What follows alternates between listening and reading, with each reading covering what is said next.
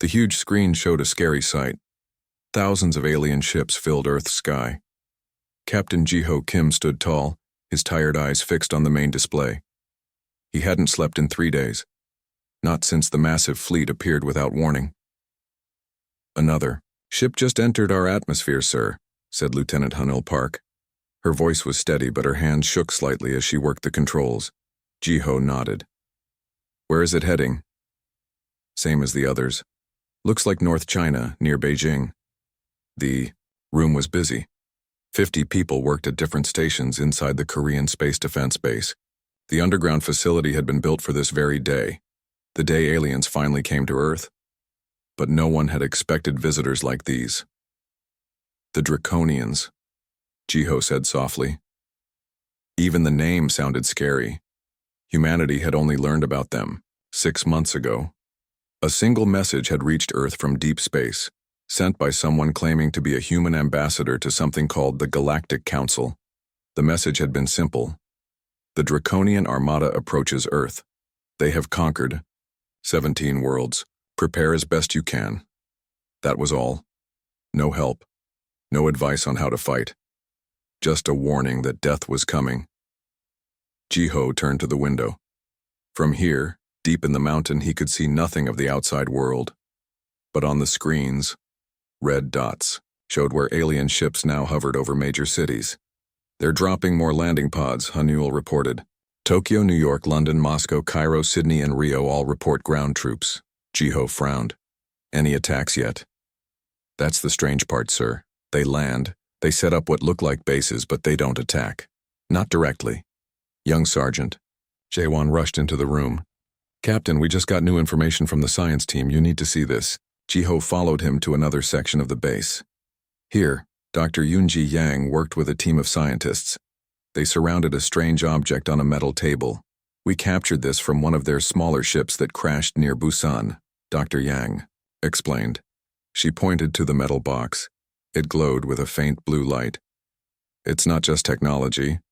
It's partly biological." "Biological?" Jiho asked. "You mean it's alive?" "In a way, yes. The Draconians use living technology. Their ships, their weapons, they're all partly alive." Jiho tried to understand what this meant. "Is that good news or bad news for us?" Dr. Yang smiled for the first time in days. "It might be the only good news we've had. Living things can get sick." On the other side of the galaxy, Ambassador Do-Yun Lee stood before the Galactic Council. The huge chamber held representatives from 200 alien civilizations. Do-Yun was the only human. "The attack has begun," said a tall, blue-skinned alien named Zor. "Earth will fall within days, like all the others." Do-Yun kept his face calm, hiding his anger. "You could have helped us. Earth is still developing. We don't have the weapons to fight the Draconians." Zor waved a 3-fingered hand. "Your planet was judged too dangerous to receive advanced technology. Humans are too violent, too unpredictable." "So you'll let us die?" Do-Yun asked. An older alien with gray skin and wise eyes spoke up. This was Alara, the head of the council. "We sent a warning. That was more than other worlds received." Do-Yun looked at the big screen showing Earth. He had been taken from his home 20 years ago, chosen to represent humanity in secret. All that time, he had argued that Earth should be welcomed into the galactic community. Now he watched as his home faced destruction. "You're making a mistake," he said quietly. "Humans may surprise you." Back on Earth, things were getting worse. 5 days had passed since the aliens landed. Their bases had grown larger. Strange towers now rose above major cities. The air felt different, heavier, harder to breathe. "They're changing our atmosphere," Dr. Yang told the emergency meeting. World leaders joined by video as she explained. "The towers release particles that make the air more like their home world." The president of Korea looked grim. "How long until the air becomes toxic to humans?" "At the current rate? 2 weeks, maybe less." Captain Jiho studied the latest reports. Something didn't make sense. "The Draconians haven't directly attacked our military bases. Why?" General Hyun-woo joined the discussion. The old soldier had fought in many wars, but nothing like this. They don't need to fight us directly. They're terraforming Earth to kill us all at once. A scientist from India spoke up on the video screen. We've noticed something interesting. Some of our captive draconian technology is degrading. The biological components seem to be getting sick. Jiho and Dr. Yang exchanged looks. Our bacteria, she said. Earth bacteria might be affecting them. Could we use that somehow? Jiho asked. Before she could answer, alarms sounded. Lieutenant Hanul rushed into the room. Sir, we're detecting movement. All Draconian ground forces are returning to their ships. Are they leaving? General Hyunwoo asked, hope in his voice. No, sir. They're regrouping, and their mothership is changing position. It's moving directly over Seoul. In space, a small council observation ship watched Earth from a safe distance. Tactical Officer Jun Seo-yoon couldn't believe what he was seeing. Sir, the Draconian forces are acting strangely. Their movements lack coordination. Ambassador Do-yun looked at the data. After conquering 17 worlds, the Draconians had developed a perfect invasion system. They never made mistakes. But now their formations showed confusion. What's happening down there, he wondered. Jun Seo checked more readings. Sir, I'm detecting elevated levels of Earth bacteria in the Draconian bioships. Their hulls are showing signs of decay. For the first time, Do-yun felt a spark of hope. Humans have lived with Earth's harsh bacteria for thousands of years. Our bodies learned to survive them. But the Draconians haven't, Jun Seo realized. Their living technology has never encountered Earth's microbes. Do-yun watched as the massive Draconian mothership positioned itself over Korea. They're going to try something big. A final attack. Captain Jiho stood on the roof of the base. The sky had turned a strange purple color. The massive alien mothership hung above, so huge it blocked the sun and cast the city into shadow. Lieutenant Hanul joined him. Sir, all civilians have been moved to underground shelters. Our forces are ready, but we can't fight that, Jiho finished, pointing up. The huge ship started to glow. Energy gathered around its center. Then, something unexpected happened. A section of the ship's hull suddenly collapsed. The glow flickered and died. More pieces began falling away. It's breaking apart, Hanul whispered. Jiho watched in amazement as the mighty alien ship began to crumble. It's our world, he said. Earth itself is fighting back. As pieces of the ship fell through the atmosphere, burning like meteors, Jiho knew this was just the beginning. The real battle for Earth had only just begun. 3 days had passed since the Draconian mothership broke apart over Seoul. Pieces of the alien vessel lay scattered across the Korean countryside. The sky had returned to its normal blue color, but the fight was far from over. Field Commander Soo-bin Cho looked at the large map table. Small lights showed where Draconian forces remained on Earth. There were still many, too many. The aliens are moving again, said analyst Minji Kang. She pointed to red dots on the map. But look at their pattern. It makes no sense. Soo-bin studied the movements. The alien troops should be attacking major cities or military bases. Instead, they wandered in circles or gathered in small groups in random locations. It's like they lost their leader, Soo-bin said. Like they don't know what to do. The underground facility in Seoul had become Earth's main command center. Military leaders from around the world joined by video. On the largest screen, General Hyunwoo from the Korean Army spoke. We need to strike now while they're confused. Soo-bin nodded.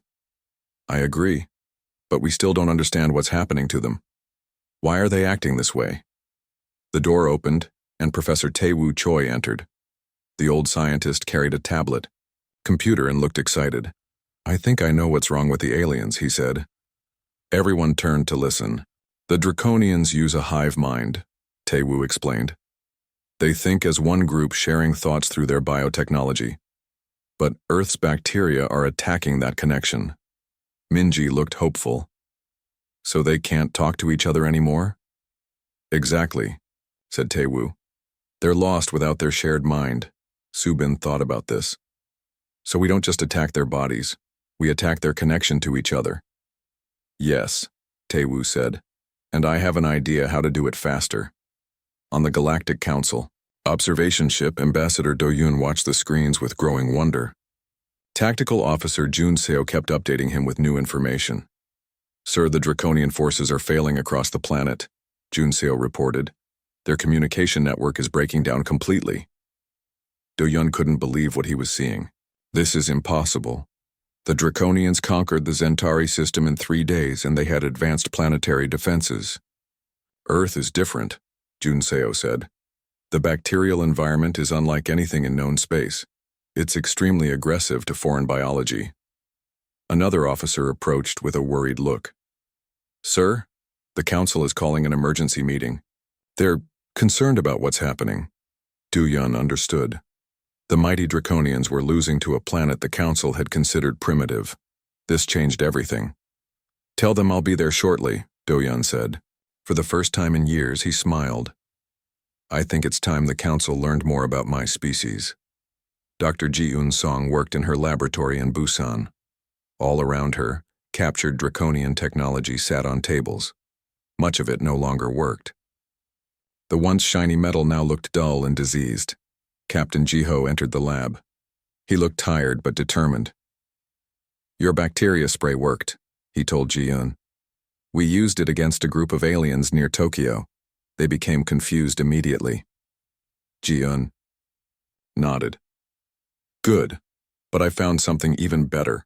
She led Ji-Ho to a special container. Inside was a small piece of alien technology that still glowed with blue light. This is part of their communication system, she explained. It's still partly working. I've been studying how our bacteria affect it. And? Ji-Ho asked. I can make a signal that mimics their hive mind but carries our bacteria. If we broadcast it, it should reach all their remaining ships and speed up the infection. Ji-Ho looked at the alien device. Can you really control their technology? Not control, Ji-Eun said. But I can disrupt it even faster. I just need access to a powerful broadcasting station. Ji-Ho thought for a moment. The aliens have one. They built a large tower near Jeju Island. That would be perfect, Ji-Eun said. But how do we get there? It's surely guarded. Leave that to me, Ji-Ho said. I know just the team for this job. Lieutenant Hanul Park led her special forces team through the dark forest. 6 soldiers moved silently behind her. They wore special protective suits that Dr. Ji-Eun had designed to protect them from alien technology. The Draconian tower rose ahead of them. It stood tall on a hill, glowing with strange purple light. I see 3 guards, whispered Sergeant Dong-Hyun. They're moving strangely. Hanul watched through her binoculars. The alien guards stumbled like they were sick. One fell to its knees, then got up again slowly. They're already infected, she said. This might be easier than we thought. The team moved forward carefully. They carried special weapons loaded with concentrated bacteria spray instead of bullets. Dr. Ji-Eun had called it Earth's immune system in a bottle. As they got closer, Hanul saw more details of the alien tower. It wasn't made of metal as she had first thought. It seemed to be growing from the ground, like a giant plant made of crystal. Remember the plan, she told her team. We secure the broadcast room, plant Dr. Ji-Eun's device, and get out. No unnecessary risks. They approached the first guard. It turned toward them, raising a weapon. Dong-Hyun fired first. A spray of liquid hit the alien. It screamed, a high, strange sound, and fell to the ground, its skin bubbling. Move in, Hanul ordered. At the Seoul Command Center, Subin and Minji watched the operation through the team's camera feeds. They're inside the tower, Minji reported. Subin spoke into his microphone. Lieutenant, what do you see? Hanul's voice came back, filled with static. It's amazing, sir. The inside of the tower is like a living thing. The walls pulse with light. There are no computers as we know them. Everything is organic. Can you find the broadcast center? Subin asked. I think so. We're following the power signals just like Dr. Ji-Eun told us to. The video feed showed the team moving through strange corridors. The walls glowed and seemed to breathe. Suddenly they entered a large room. In the center stood a crystal-like, structure that pulsed with energy. "I think this is it," Haniel said. She took out a small device from her pack, the one Dr. Ji-un had made. Planting the disruptor now, she placed the device against the crystal. It seemed to melt into the alien structure, becoming part of it. "It's working," Haniel said. The crystal is changing color. On screens all around the world, military leaders watched as the Draconian tower began to pulse with a new blue light. The signal spread outward, reaching for any remaining alien technology. In orbit, the damaged Draconian ships suddenly lit up with the same blue light. One by one, they began to fall apart. "It's happening everywhere," Minji said. "Watching global. Reports flood in. The aliens are losing their connection completely." Subin allowed himself a small smile. "The silent battle is turning in our favor, but we're not done yet." Far above Earth, Ambassador Doyun stood before the shocked Galactic Council. On the main screen behind him, the remains of the once mighty Draconian fleet drifted helplessly in Earth's orbit. "Now," Doyun said to the silent alien representatives, "I believe it's time we discussed Earth's place in the galaxy." 2 weeks had passed since Lieutenant Hanul's team had planted the disruptor device. The effects spread across the globe faster than anyone expected. Draconian forces were in complete disarray. General Hyun-woo Shin stood before world leaders at the emergency summit in Geneva. Behind him, large screens showed maps of Earth with fewer and fewer red dots marking alien positions. "The enemy is retreating worldwide," he announced. His voice was strong and confident. "Their ground troops are trying to return to any ships that still work." The President of the United States leaned forward. "Can they escape Earth's orbit?" "We don't think so," replied General Hyun-woo. "Their ships are too damaged. Most can't even take off anymore." Captain Ji-ho Kim, now a key leader in the global defense effort, added his report. "The aliens' movements show no planning or strategy. They act like confused animals now." The room filled with cautious hope. For the first time since the invasion began, humanity could see a path to victory. "What about the alien technology?" asked the Chinese premier. "Can we use it against them?" Dr. Ji Un-song stepped forward to answer. The young scientist had become famous for her work understanding the Draconian biology. "Yes and no," she explained. "Their tech is dying on Earth, but we're learning important lessons from it. They use living metal, something between machine and creature. It's far beyond our science, but we're making progress." Ji-ho looked at the leaders around the table. "We need to strike now, while they're weak. I propose a final operation to end this war." In her laboratory in Busan, Dr. Ji-un worked day and night. Captured alien technology filled the room. Some pieces still glowed faintly, others had turned black and dead. She carefully examined a small device under her microscope. It looked like a metal seed with tiny wires growing from it. "This is how they control their ships," she told her assistant. "It connects to the pilot's brain directly." Her assistant, Young-ho, looked concerned. "Could a human use it?" "That's what I'm trying to find out," Ji-un said. "If we could control even one of their ships, we might end this war faster."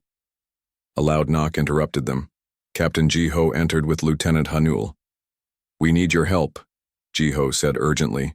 "We've captured something important." They led Ji-un to a secure transport vehicle outside. Inside, secured with heavy chains, was an alien. It looked less impressive than Ji-un had imagined. About the size of a human child, with gray skin that seemed to be peeling off. Its 4 eyes blinked weakly in the light. "This is the first one we've captured alive," Hanul explained. "Most die too quickly from our bacteria." Ji-un studied the creature with fascination and pity. "It's dying." "Yes," Ji-ho said. "But before it does, we need to learn everything we can, especially about their largest remaining ship." High above Earth, one Draconian vessel still functioned. Smaller than the mothership but still massive, it orbited near the moon. From this distance, Earth's bacteria spread more slowly through its systems. Inside, Supreme Commander Kralthar struggled to maintain control. Most of his crew had fallen ill. The ship's neural network flickered and failed in sections. In what passed for the Draconian language, he demanded a report from his second-in-command. "The ground forces are lost," the officer reported. "Our hive connection is broken. We cannot re-establish control." Kralthar's anger filled the ship's remaining neural network.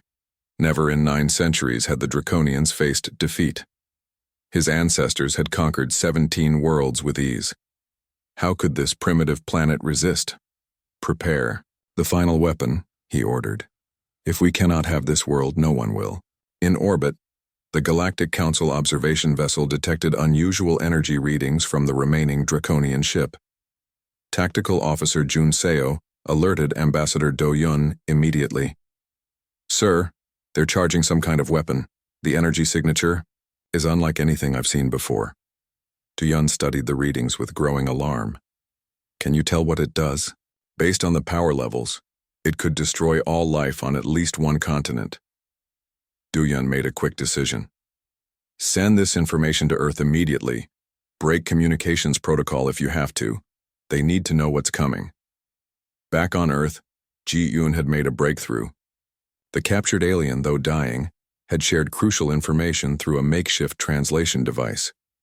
"The commander's ship carries a bioweapon," she told the Emergency Council. "It will release a virus that targets DNA itself. Nothing on Earth would survive." "How soon?" General Hyunwoo asked. "Hours, maybe less. They've already started charging the weapon." Captain Ji-ho looked grim. "Can we shoot it down?" "Our missiles can't reach orbit effectively," said a military advisor. "And even if they could, destroying the ship might release the bioweapon anyway." The room fell silent as the impossible situation sank in. Then Lieutenant Han Newell spoke up. "What, nay? If we could get on board?" All eyes turned to her. "The aliens use transport pods to move between ships," she explained. "We captured several intact ones. Dr. Ji-un has been studying them." Ji-un nodded quickly. "Yes, and I think I could make one work, but getting on board a hostile ship—" "I'll go," Ji-ho said firmly. "If there's even a small chance to stop that weapon, we have to try." General Hyunwoo looked troubled. "This is a suicide mission, Captain." "Probably," Ji-ho admitted. "But what choice do we have?" 3 hours later, a small team prepared for the most dangerous mission in human history. Captain Ji-ho, Lieutenant Han Newell, and 3 Special Forces soldiers stood in protective suits beside the alien transport pod. Dr. Ji-un made final adjustments to the pod's controls. "I've programmed it to dock with their main ship. The pod's outer layer contains our bacteria, but the inside is clean so you won't contaminate yourselves." She handed Ji-ho a small device. "This is the disruptor. It's much stronger than the one we used before. Plant it in their control center and it should shut down all their systems." Ji-ho took the device carefully. "How will we find the control center?" Ji-un pointed to a small screen on his wrist. "This will guide you. It detects their neural network power flows." The team climbed into the pod. It was cramped and uncomfortable, designed for smaller alien bodies. "Remember," Ji-un said through the communication system, "their crew is sick but still dangerous. And the ship itself might fight you. It's partly alive." Ji-ho nodded. "We understand. Start the launch sequence." As the pod door closed, Han Newell looked at Ji-ho. "Do you think we can really do this?" "I don't know," he answered honestly. "But Earth is fighting back against these invaders in ways they never expected. Maybe we have one more surprise left for them." The pod hummed to life. Its outer shell glowed briefly. Then it shot upward through a special launch tube heading toward space. On screens around the world, people watched the small human vessel rise toward the last Draconian ship. It looked tiny against the massive, alien craft, like a mosquito approaching an elephant. But on Earth, mosquitoes had always been more dangerous than they looked. Ambassador Do Yun watched from the council ship, his heart pounding. "Come on," he whispered. "Show them what humans can do." The alien transport pod approached the last big Draconian ship. Inside the cramped space, Captain Ji-ho and his team checked their equipment one final time. 1 minute until docking, Lieutenant Han Newell said, watching the small control panel. "The ship hasn't noticed us yet. The three Special Forces soldiers, Sergeant Dong-hyun, Private Min-soo, and Private Ye-jun, looked tense but ready. They carried special weapons designed by Dr. Ji-eun that sprayed concentrated Earth bacteria. "Remember," Ji-ho told them, "we have 3 goals. Find the control center, plant the disruptor, and disable the bioweapon. Stay together unless absolutely necessary." The pod shuddered as it connected to the larger ship. For a moment, nothing happened. Then a soft hissing sound indicated that the airlock was working. "Suit sealed?" Ji-ho asked, checking his own oxygen supply. Everyone nodded. "Then let's make Earth proud." The door slid open, revealing a dark, strange corridor. The walls pulsed, with faint blue light like veins under skin. The air felt thick and smelled sweet even through their filters. Ji-ho checked the detector on his wrist. "Control center is that way," he said, pointing to the right. "About 500 meters." Team moved carefully through the corridor. The ship felt different from what they expected. It wasn't like a human vessel with metal walls and floors. Everything seemed alive, responding to their presence. "The floor moves slightly when we step on it," Min-soo whispered. "Like it's breathing." They turned a corner and faced their first Draconian. The alien was clearly sick, its gray skin covered with dark spots. It raised a weapon weakly. Dong-hyun fired first. The bacteria spray hit the alien, who collapsed instantly, its body dissolving. "They're even weaker than we thought," Han-yul said. Ji-ho nodded. "Our bacteria are everywhere in this ship now. Let's keep moving." As they went deeper into the ship, they saw more signs of decay. Sections of the walls had turned black. Some corridors were blocked by collapsed structures. The ship was dying from the inside. Suddenly, alarms sounded. Strange lights flashed along the walls. "They know we're here," Ji-ho said. "Move faster." The team ran through the corridors following the detector. They encountered more aliens but dealt with them quickly. These Draconians were shadows of the mighty warriors that had conquered 17 worlds. Finally, they reached a large door. Unlike the organic walls around it, this door looked like solid metal. "The control center," Ji-ho said. "How do we get in?" Han-yul examined the door. "No obvious control panel." Ye-jun stepped forward. "Let me try something." He sprayed a small amount of the bacteria solution on the door's edge. The metal hissed and began to bubble. "It's working. The door is partly biological too." In minutes, they had created a hole large enough to climb through. Inside was a vast room filled with strange, glowing structures. In the center stood a raised platform where a larger Draconian worked frantically at what looked like controls. "That must be their commander," Ji-ho whispered. Before they could act, the commander turned and saw them. He made a sharp, clicking sound, an alarm or a command. "Now!" Ji-ho shouted. The team spread out, firing their weapons.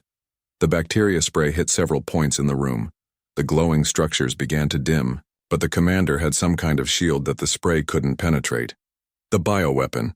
Han-yul pointed to a pulsing red orb near the commander. "It's charging."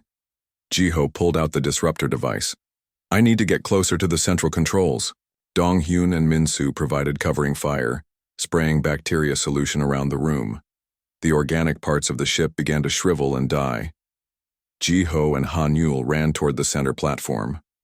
The commander fired some kind of energy weapon. A bolt hit Ye-jun, who fell with a cry of pain. "Keep going," Ji-ho shouted to Han-yul. He changed direction, drawing the commander's fire. Han-yul reached the platform and began planting small explosive charges around the bioweapon orb. Ji-ho climbed onto another structure, getting higher. The commander didn't see him, focused on Han-yul. Ji-ho jumped, landing on the platform behind the alien. The commander turned, but too late. Ji-ho pressed the disruptor device against the main control panel. It melted into the organic technology, just as it had in the tower on Earth. Immediately the ship shuddered. Lights flickered. The commander made a horrible screaming sound as the neural network that connected him to the ship began to fail. "Charges set," Han-yul called. 2 minutes. Ji-ho looked at the dying commander. For a moment, their eyes met. 4 alien eyes, staring into 2 human ones. The Draconian made a sound that might have been words. What did it say? Hanul asked as they ran back to their team. I don't know, Jiho replied, but it sounded like impossible. They helped Yejun, who was injured but alive, and ran back the way they had come. The ship was falling apart around them. Walls collapsed. Floors buckled. The pod is just ahead, Donghyun shouted. They reached the transport pod just as the explosives detonated. A massive shockwave rocked the ship. The bioweapon had been destroyed before it could launch. Jiho pushed everyone into the pod and sealed the door. He activated the emergency return sequence that Dr. Ji-un had programmed. Hang on! The pod detached from the dying ship and shot away from it. Through the small window they watched as the last great Draconian vessel broke apart, pieces scattering across space. We did it, Hanul said softly. We actually did it. 6 months later, Ambassador Do-Yoon Lee stood in the great chamber of the Galactic Council. This time he was not alone. Captain Ji-ho Kim and Dr. Ji-un Song stood beside him, representing Earth. The chamber was silent as Do-Yoon spoke. The Draconian threat is over, he announced. Their empire is collapsing as their neural network fails across the galaxy. The 17 worlds they conquered are free again. Exor, the blue-skinned alien who had dismissed humans as primitive, now looked at them with new respect. How did your species defeat an enemy that the most advanced civilizations in the galaxy could not? Jiho stepped forward. We didn't defeat them with advanced technology. Earth itself defeated them. Our bacteria, our microscopic life forms that evolved over billions of years, were our strongest weapon. Ji-un added. The Draconians had never encountered a world with such aggressive microbes. Their living technology had no defense against it. The head of the council, wise old Ilara, spoke. And what does Earth want now? Your people have proven themselves more capable than we imagined. Do-Yun smiled. We want to join the galactic community, as equals. We have much to learn, but as you've seen, we also have much to teach. Back on Earth, construction had begun on a new type of spaceship. Using knowledge gained from the Draconian technology, humans were building their first true interstellar vessel. Lieutenant Hanul, now promoted to captain, walked with General Hyunwoo through the construction site. We're calling it Earth Shield, the general explained. The first of many ships to protect our planet. And to explore, Hanul added. We've proven we can survive out there. General Hyunwoo nodded. The galaxy underestimated us. They thought we were just primitive creatures on a small planet. They didn't understand that being primitive made us strong, Hanul said. We evolved alongside the toughest microbes in the known universe. We are the survivors of Earth, the most dangerous planet anyone has ever tried to conquer. Above them, the new ship took shape. Its hull gleamed in the sunlight. On its side, written in many Earth languages, was a simple message to the stars. We come in peace, but we are not defenseless. The Draconian Armada had vanished on Earth, and though the galaxy still couldn't fully answer how it happened, one thing was clear: humanity would never be underestimated again. The end.